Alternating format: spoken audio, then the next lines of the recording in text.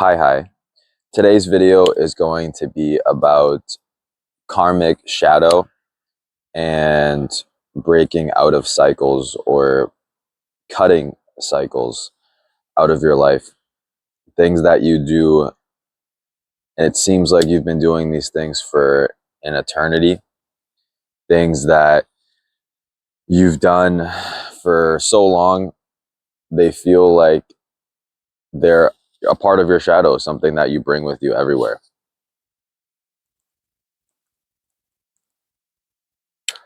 Doing this today because today is the 6th day of August. August is the 8th month.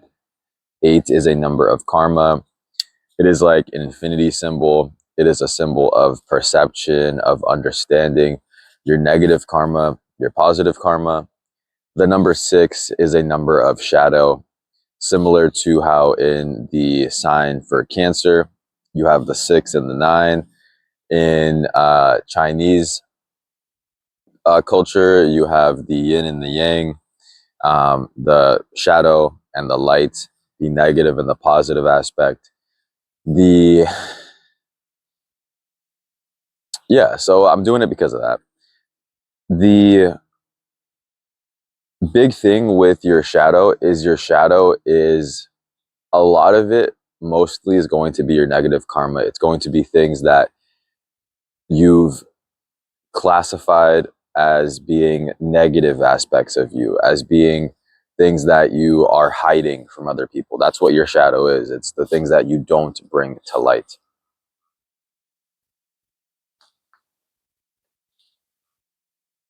Understanding that your shadow is a necessary part of you. Carl Jung talked a lot about the shadow and facing your shadow. Your shadow ultimately being your subconscious mind. I don't know if Jung said that, but I think that tracks. The aspect of Kali Ma would be the sickle. It would be reaping what you've sown. It would be an aspect of cutting away, of tearing away at the things that negatively have sort of bound you to this eternal cycle of doing them over and over and over again. This is a very good example of that.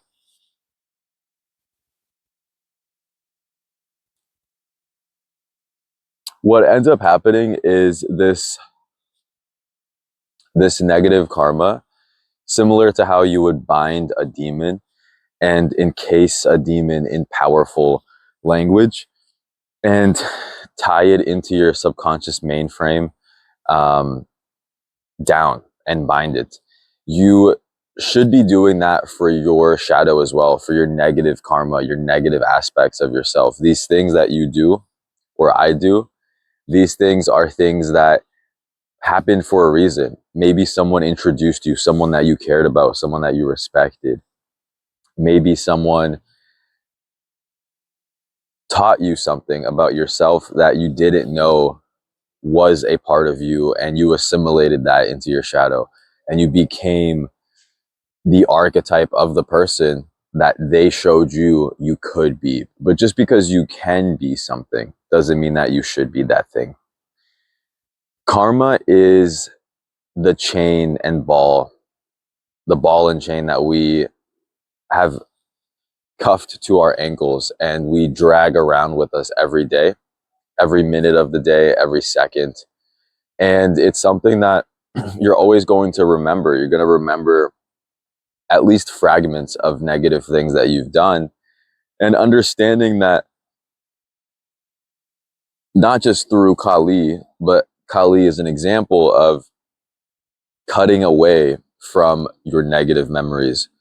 I was speaking to someone yesterday about remembering everything in their lives as much as they possibly could, and truly remembering all the curses that were placed on them and all of the negative things that were said to them, that unfortunately, without them wanting to or being aware of, they assimilated into their subconscious and became who they are today.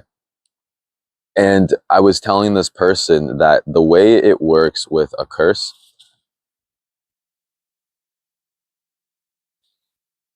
is there is no possible way for you to get cursed without getting blessed.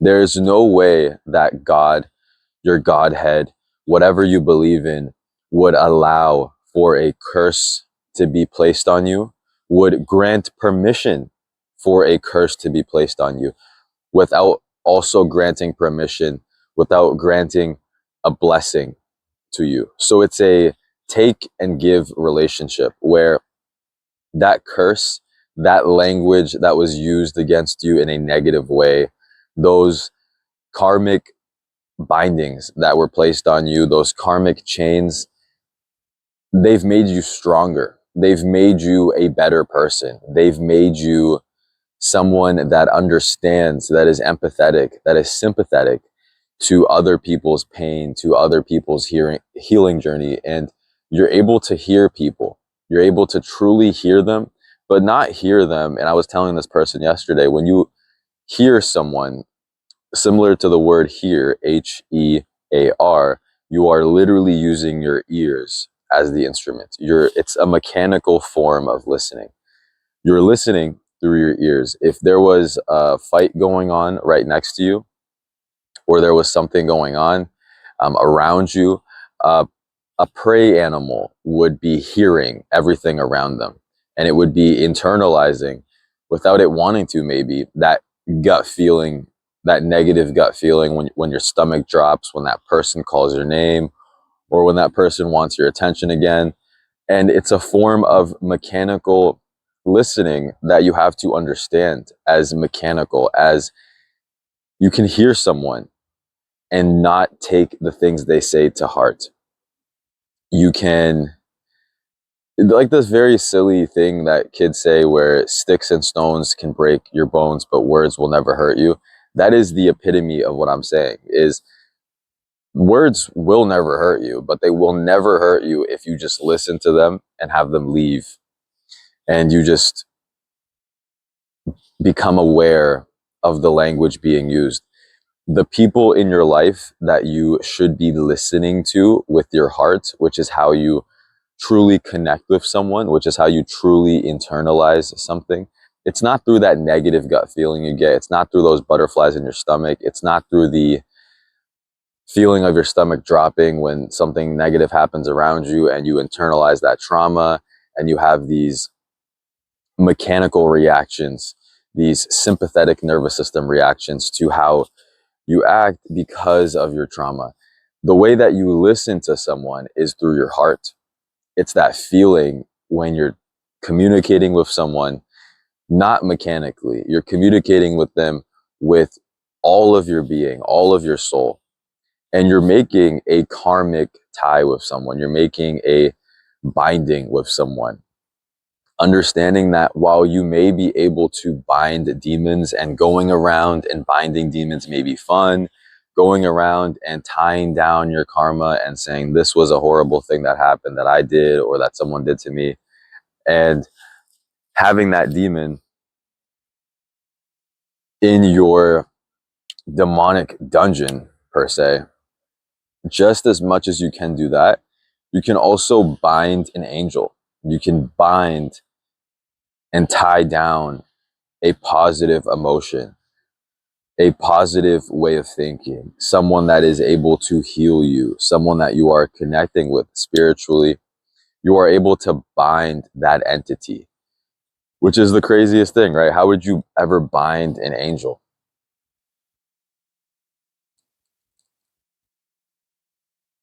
Whereas a demon, you want to bind the demon from getting up. You want to bind that demon from restoring its own balance and causing more chaos in your life. An angel has wings. An angel is naturally going to want to fly away. So if you try and bind an angel, it's just going to break out of those bindings. You can't make binding strong enough for an angel. It's impossible. But what you can do is similar to like a pigeon that you've made a connection with, like a carrier pigeon. is you tie the smallest piece of cloth on its leg and the smallest, most frail type of binding ever, and the pigeon flies away. And depending on how good you treated that pigeon, it will come back to you and it will relay messages, similar to how angels will relay messages between you and whoever you want to communicate with through your spirit, through your soul. People that have passed away, people that are going to pass away, and you would like to save them with your prayers and your positive emotions and your manifestation of their health increasing abundantly.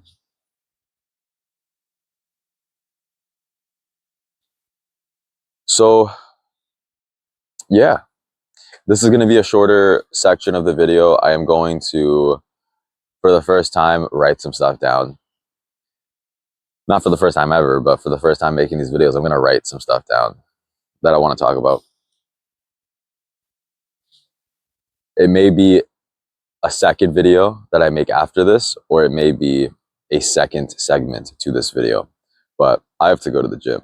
So I will see you soon.